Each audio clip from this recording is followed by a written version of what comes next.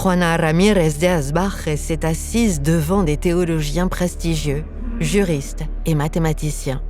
Le vice-roi de la Nouvelle-Espagne les avait invités pour tester ses connaissances en lui posant les questions les plus difficiles qui soient. Mais Juana répondit avec succès à tous les défis, des équations compliquées aux questions philosophiques. Les observateurs compareraient la scène à un galion royal repoussant quelques canoës. La femme qui répondait à cet interrogatoire est née au milieu du XVIIe siècle. À l'époque, le Mexique était une colonie espagnole depuis plus d'un siècle, induisant un système de classes complexe.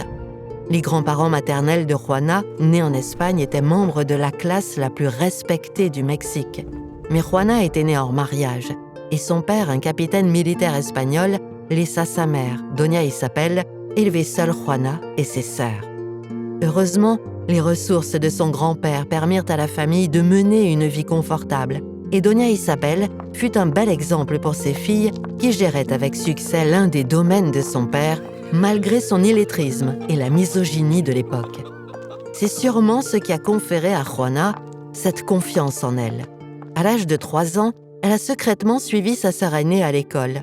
Lorsqu'elle a appris plus tard que l'université était réservée aux hommes, elle supplia sa mère de lui permettre d'y aller déguisée. Sa demande refusée, Juana se consola dans la bibliothèque de son grand-père. À l'adolescence, elle maîtrisait déjà le débat philosophique, le latin et la langue aztèque, le nahuatl. L'intelligence précoce de Juana attira l'attention de la cour royale de Mexico et à l'âge de 16 ans, le vice-roi et sa femme en firent leur dame d'honneur. Là, ses pièces et ses poèmes ont enthousiasmé et indigné la cour. Son poème provocateur, Les hommes insensés, critiquait durement le double langage sexiste des hommes, qui débauchaient les femmes et les accusait d'immoralité. Malgré la controverse, son œuvre suscitait l'adoration et de nombreuses demandes en mariage. Mais Juana était plus intéressée par le savoir que par le mariage, et dans la société patriarcale de l'époque, il n'y avait qu'un seul endroit où elle pouvait le trouver.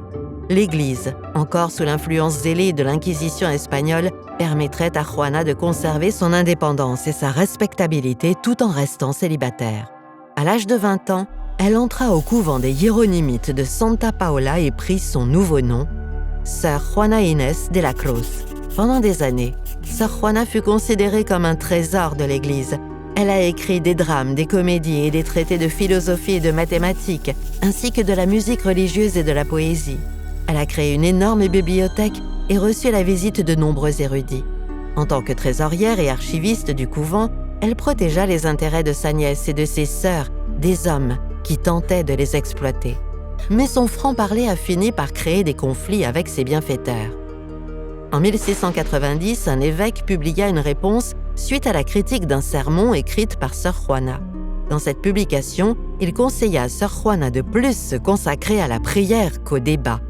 Elle répondit que Dieu n'aurait pas donné l'intelligence aux femmes s'il n'avait pas voulu qu'elles s'en servent.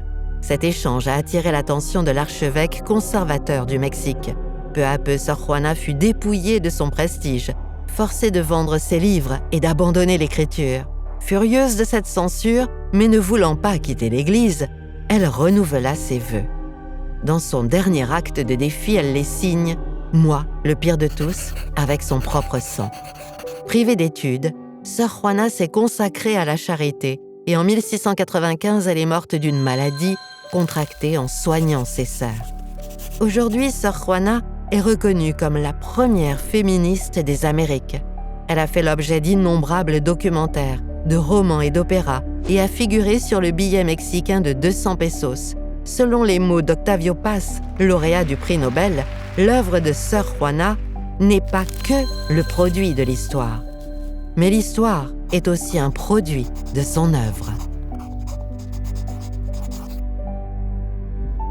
Si cette vidéo vous a appris quelque chose, partagez-la avec quelqu'un. La curiosité est contagieuse.